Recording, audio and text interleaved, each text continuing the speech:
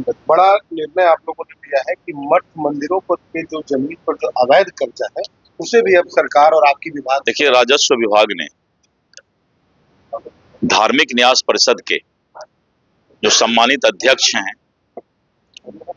उनसे अनुरोध किया है कि हम लोग राजस्व विभाग एक बैठक बुला रहे हैं जिसमें धार्मिक न्यास परिषद के सभी सदस्य और उनके सचिव रहेंगे, लॉ सेक्रेटरी रहेंगे और राजस्व विभाग के सभी वरिष्ठ पदाधिकारी रहेंगे।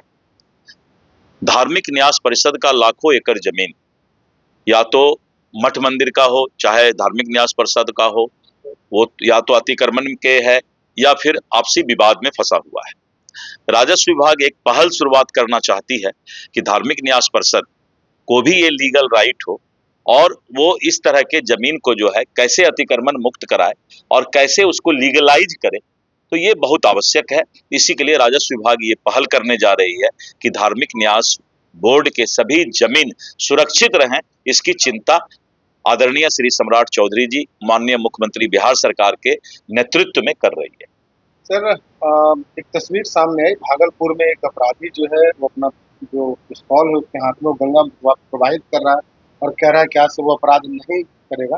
तो क्या आपको लगता है कि जो वाकई जो बिहार में जो एनकाउंटर हो रहा है और जिस तरीके से अपराधियों पर कार्रवाई हो रही है उसकी ये तस्वीर है? देखिए, मैं एक बात बताता हूं आपको, आप ये बात कभी सोचेंगे, मीडिया के लोगों को भी सोचने की आवश्यकता है।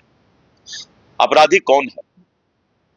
हमारा ही बेटा भतीजा है। अपराधी बिहार के बाहर का नहीं, यानी बिहार की जो 14 करोड़ आबादी है उसी आबादी में किसी न किसी बेटे, किसी न किसी का रिश्तेदार या तो अपराधी है।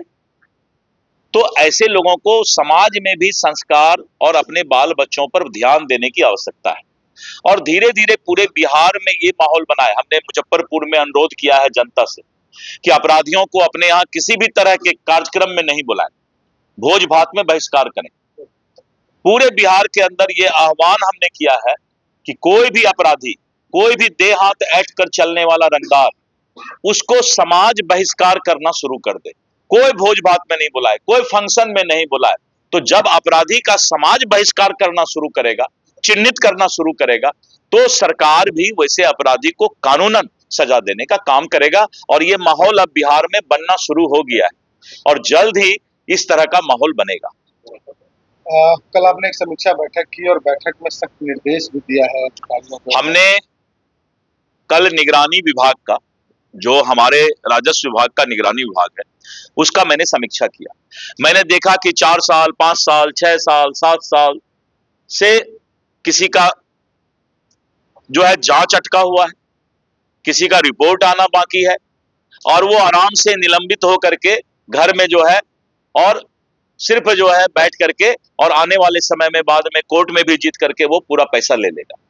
कल हमने स्पष्ट इंस्ट्रक्शन दिया है कि जो भी अधिकारी हैं, जांच अधिकारी हैं, संचालन अधिकारी हमारे एडिशनल कलेक्टर होते हैं, उनको अंतिम चेतावनी दिया जाए, पत्र दिया जाए कि अगर आप संचालन समिति के द्वारा जांच प्रतिवेदन 15 दिन के अंदर जमा नहीं करते हैं, ऐसे सैकड़ों पदाधिकारी हैं जिन पर जांच लंबित है और हमारे जिला के जो वरिष्ठ पदाधिकारी लोग हैं उनका रिपोर्ट जांच प्रतिवेदन भेजने में देर कर रहे हैं।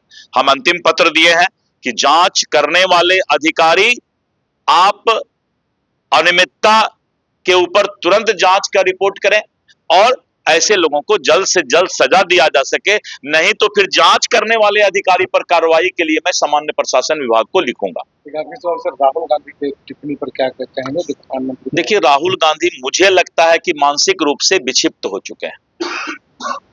उम्र के हिसाब से उनका जो दिमाग डेवलप होना चाहिए, थोड़ा उसमें कहीं कमी रह गई है। अब मैं भगवान को दोष नहीं देना चाहता हूं, इसलिए वो आदमी कब क्या बोल जाता है उसको खुद भी पता नहीं, कुछ से कुछ बोल देना।